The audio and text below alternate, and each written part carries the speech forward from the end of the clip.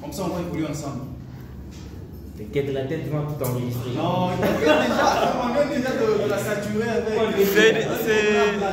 C'est dans la boîte. Toi, tu vois pas de feuille. C'est bon. C'est dans la boîte. Et puis, il y a. Pourquoi toi bouger? Oui. S'il vous plaît, on peut prendre tous une feuille. Donc, les gens qui sont intéressés par le projet MEPS. On prend une feuille, on va évoluer ensemble. Pourquoi ça? Parce qu'il y a des choses qui demandent beaucoup de calcul. Mais on n'est pas encore là. Comme les éléments. Avant les calculs, oui. Comme les éléments du oui. Mais avant les calculs, il y a la théorie qui va précéder le calcul. Mais la théorie là, elle aussi demande beaucoup de raisonnement. Puisqu'on peut avoir une question là trop facile, mais pour y répondre, c'est souvent les questions faciles qui sont les plus difficiles. Je pense que tout le monde connaît le projet, le nom du projet. Jusque-là. Un master. Ouais. Et vous, par exemple, c'est quoi le nom du projet? Master électrical Project Bon, en cycle, MEPS, c'est tellement plus facile et plus simple. Et puis il est beau. Même partout aujourd'hui, quand on parle de MEPS, c'est beau. Donc c'est inspiré sur le standard. Alors, comme d'habitude, avant de rédiger un projet, avant de présenter un projet ou de le rendre fin prêt, il y a des processus, ces étapes-là, par lesquelles nous devons passer. Tout d'abord, on avait parlé avec vous il y a un bout de temps sur ce que nous devrions mettre comme service au sein de ce projet. On avait discuté ensemble avec certains et on a retenu quelques points ici, puisque j'ai rencontré un entrepreneur, bon, plusieurs m'ont donné des conseils et je voudrais qu'on en discute ensemble pour trouver une conclusion à l'amiable. C'est un grand projet, bien sûr. Déjà, avec ce que nous allons voir par la suite, par exemple les pitchs, par exemple les sauts, par exemple les business plans, les plans financiers, les business models, tout ça là, si déjà ici, d'emblée, c'est l'introduction, on met beaucoup de choses, ça va nous compliquer par la suite. Peut-être pas nous compliquer, mais on a beaucoup de temps pour pouvoir éclaircir. Sinon, par exemple, si nous mettons 2 points, par exemple 2 services, dans le business model, il nous faudra justifier tous les deux services que nous avons mis. Comment le premier service-là nous fera entrer de l'argent dans la boîte? Comment le second nous fera entrer de l'argent dans la boîte? Si nous mettons 5 services, il faudra expliciter tous les 5 services. Ouais, alors c'est mieux de ne pas commencer, avec très peu de services. Bon, des services qui tapent un peu et puis qui peuvent nous permettre de pouvoir nous relancer. Voilà pourquoi il y a déjà, on voit que là il y a électricité. Là c'est les projets, ce sont les projets sur lesquels nous allons commencer à travailler, tous on est d'accord. Ça ce sont les services, services on sait de quoi c'est. Donc voilà. Ça c'est master, bon, en français c'est la maîtrise. Donc il est bien probable que nous sommes déjà des masters, nous avons un niveau sur les plans pratiques, tout comme théorique. Assistance à l'électricité, l'installation, traitement des projets, par exemple, conception des trucs, etc. Donc, ça signifie que l'électricité, sur toutes ces formes là-bas, les projets aussi, la conception, la réalisation des services et voilà, la maîtrise. Alors, nous, on a suggéré, on a proposé de commencer par la maintenance électrique. C'est la chose la plus simple à réaliser, la maintenance. Par exemple, là, il y a eu un disjoncteur qui a lâché. C'est le job de l'électricien, non? Pardon? Justement, il a décanté, il a rétabli le courant dans les prises.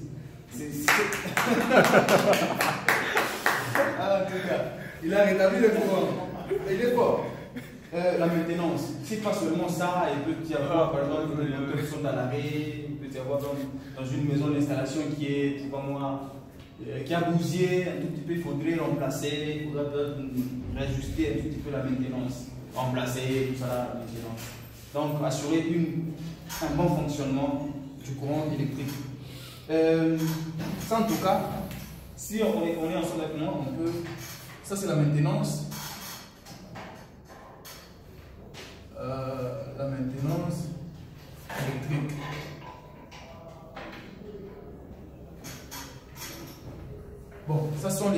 services, hein? Bon, d'accord. Maintenance électrique. Deuxièmement, on a pris dans notre service les installations. On sait qu'il y a une bonne différence entre maintenance et installation. La maintenance, on voit qu'il y avait quelque chose. On va justement apporter une touche, par exemple, ajouter ou retrancher. Mais l'installation, là on peut voir là où il n'y a rien. Il y a encore rien. Là, on est en train de construire une maison. Alors nous, en tant qu'électriciens, nous sommes obligés de pouvoir aller commencer le tout à zéro. On va saigner, on va mettre les PVC par exemple, on va jusqu'à ce que la lampe va s'allumer dans la maison. Voilà un peu l'installation. C'est aussi un job bien, c'est aussi un service bien qui peut nous permettre de pouvoir nous lancer. Donc installation.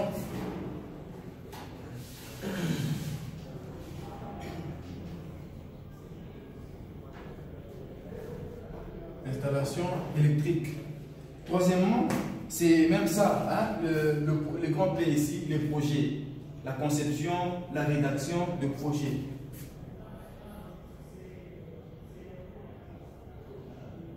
Rédaction des projets. Voilà, rédaction des projets. Mais pour apporter une petite touche, pour essayer un peu d'apporter ce qui n'existe pas, on a ajouté l'innovation. L'innovation, vous comprenez bien ça, l'innovation, innover, ce qui n'existe pas, ce qui n'existe pas de l'autre côté, nous on essaie un peu de mettre dans notre projet ou dans nos services, un peu. Donc on ajoute un tout petit peu, quelque chose, une petite touche pour un peu différencier. Ça peut être l'innovation dans l'installation, l'innovation dans la maintenance, l'innovation dans les projets. On essaie un peu d'apporter quelque chose qui n'existe pas. Une nouveauté, innovation.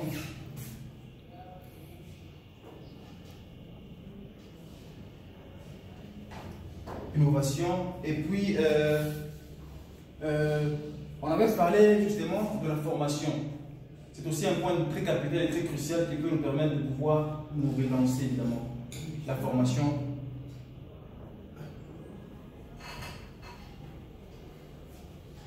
La formation. Ici, ça peut être interne ou externe. Donc en interne, on peut, nous là, comme on est là par exemple, quelqu'un qui a fait une bonne découverte lors d'une de nos réunions, il passe devant, il expose, il nous forme, donc il partage ensemble avec nous la connaissance. Voilà un peu.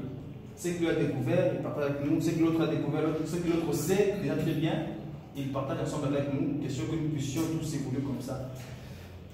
Après, bon, justement, un autre service qu'on a voulu ajouter pour aussi donner de la valeur à ces comptes, puisque on ne peut pas seulement rester là en train d'installer, de faire la maintenance, de former. Donc, dans les deux premiers services ici, si par exemple nous voulons bien faire la maintenance, on sait que par exemple, quand par exemple, nous venons faire la maintenance dans cette salle ici, on sait que là, il y a parmi sur les deux tubes que nous avons une qui est en mon état, qui s'allume, qui nous donne l'éclairage, et une autre qui ne nous donne pas, on ne sait pas pourquoi. Hein, voilà un peu. Alors, si nous venons par exemple faire la maintenance, nous on a résolu qu'il faudrait qu'on ajoute un autre service, par exemple la vente du matériel. Au lieu que nous puissions faire le devis et donner non au patron, non, on va nous payer une tube par exemple 40 watts. C'est mieux que nous ayons le bon matériel. Voilà un peu. On arrive comme ça, on fait juste un devis, on nous dit il faudra par exemple une tube. Bon, un tube, autant pour moi, il fallait par exemple un tube de 40 watts, il faudra par exemple ça et ça, que nous avons.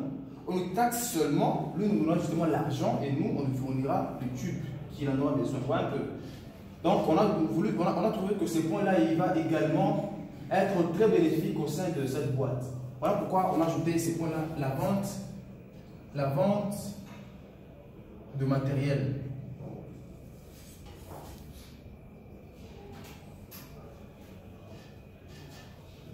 La vente de matériel. Donc, pour commencer, au lieu de ne pas s'embrouiller, on peut se limiter tout d'abord à ces quelques services ici, premier, deuxième, troisième, quatrième, cinquième, sixième. On ne sait pas que c'est 6 services, mais il y a d'autres, comme la maintenance, elle peut être inclue dans l'installation, un peu. L'innovation, et la formation, bon, ça peut voilà, être un peu comme ça. Alors, c'est ça en fait que nous voulions un tout petit peu mettre au premier plan.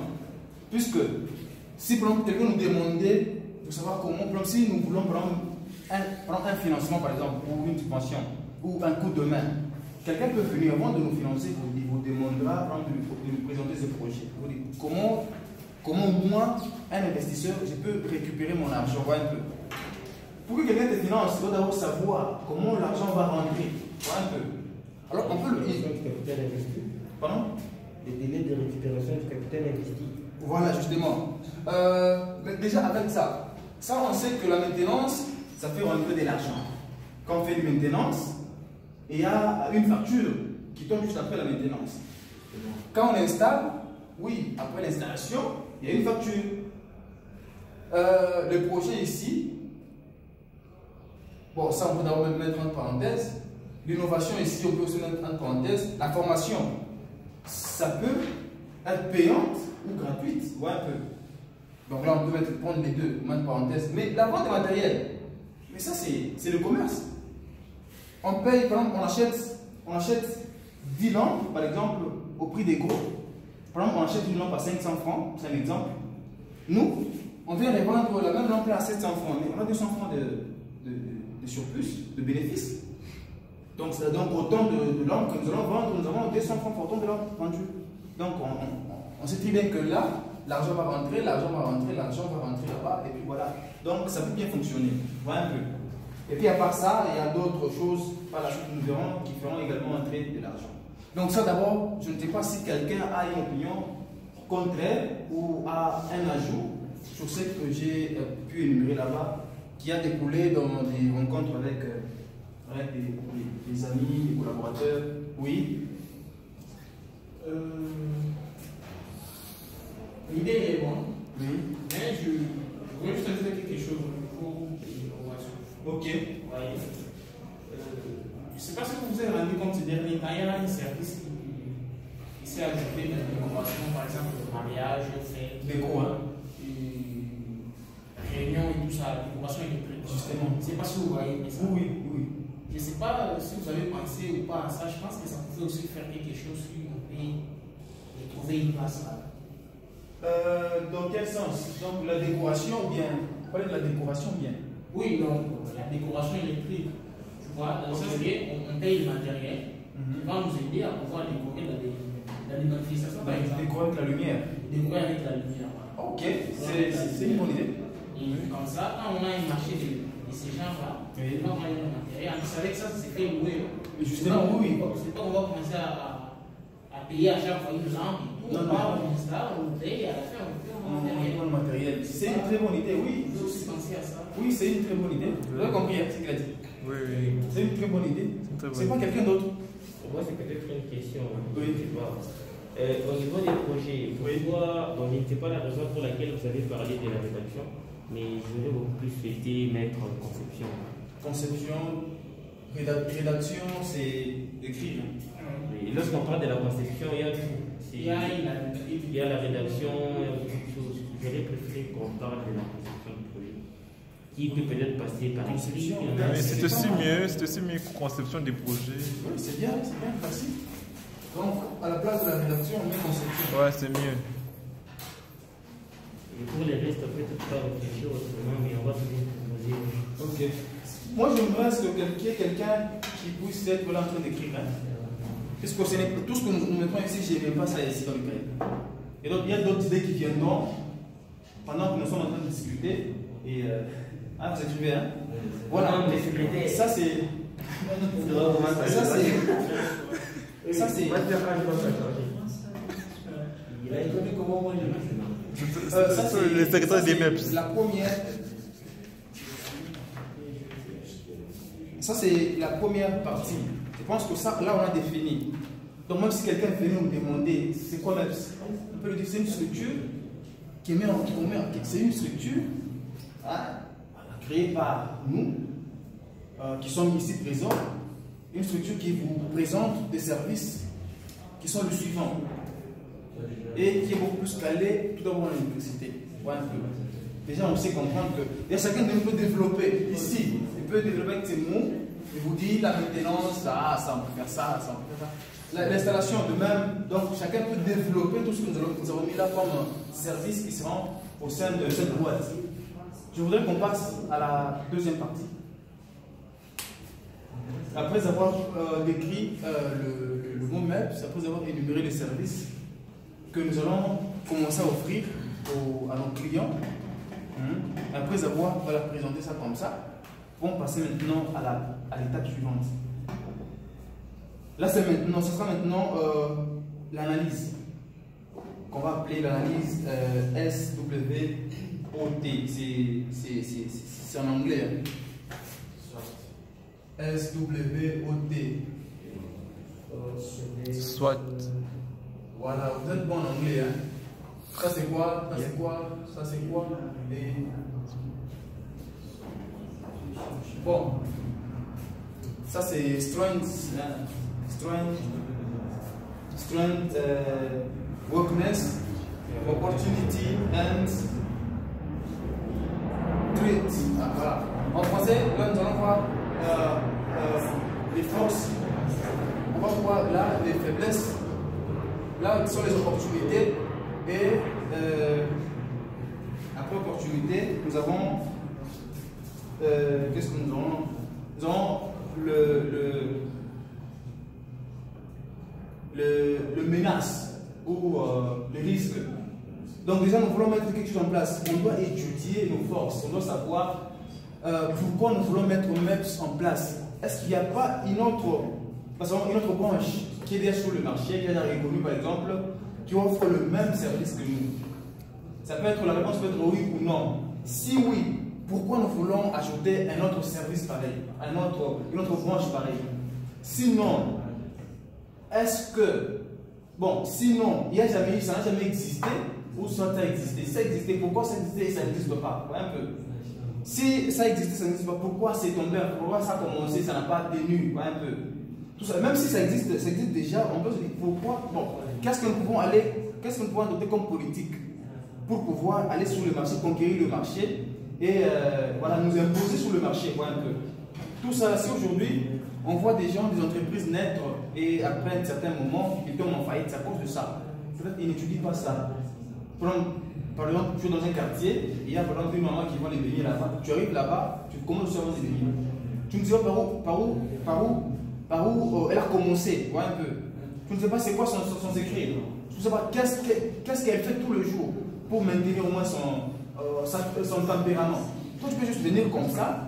Tu commences comme tu as du capital, et puis voilà, tu commences comme ça. Après 2-3 mois, tu tombes en faillite. Mais elle est toujours là. Voilà un peu. Le même quartier, vous payez votre farine sur le même marché. Voilà un peu. Vous faites tout pareil, mais elle continue à fournir ses beignets aux clients. Voilà un peu.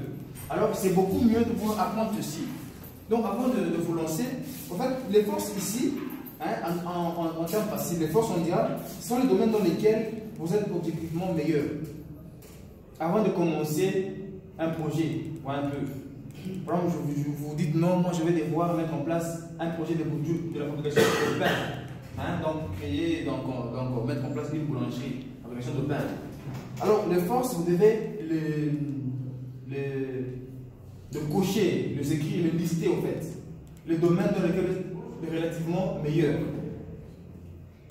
que la moyenne des acteurs de votre secteur, en quelque sorte. Donc, l'avantage, les 1 plus que vous avez sur les autres.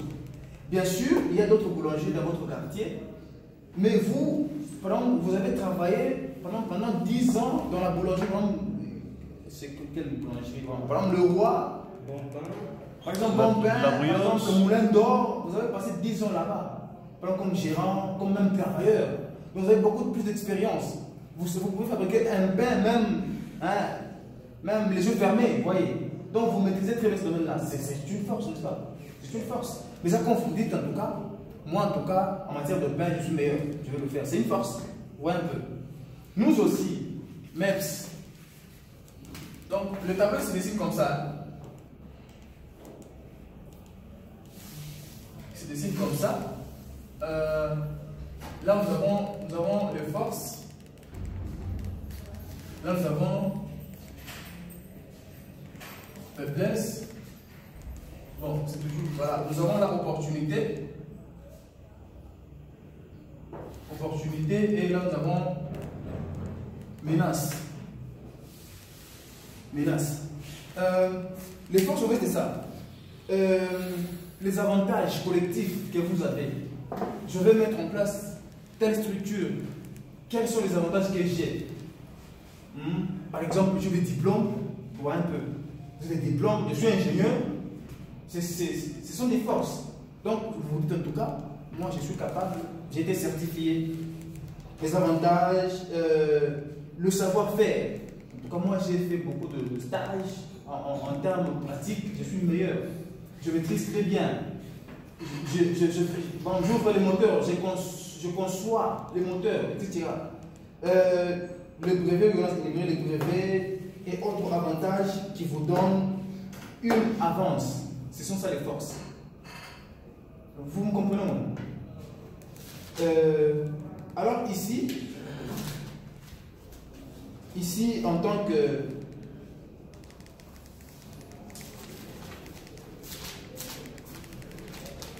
si vous avez compris quelles sont nos forces, par exemple, qu'est-ce que nous pouvons mettre ici comme étant nos forces à nous? On est master. Oui, c'est le niveau d'études. Ouais. Voilà, c'est par exemple, on peut mettre le niveau d'études. Bon, on n'a pas encore de diplôme, on peut mettre un diplôme d'ingénierie. Hein? D'accord. Ah, c'est comment encore?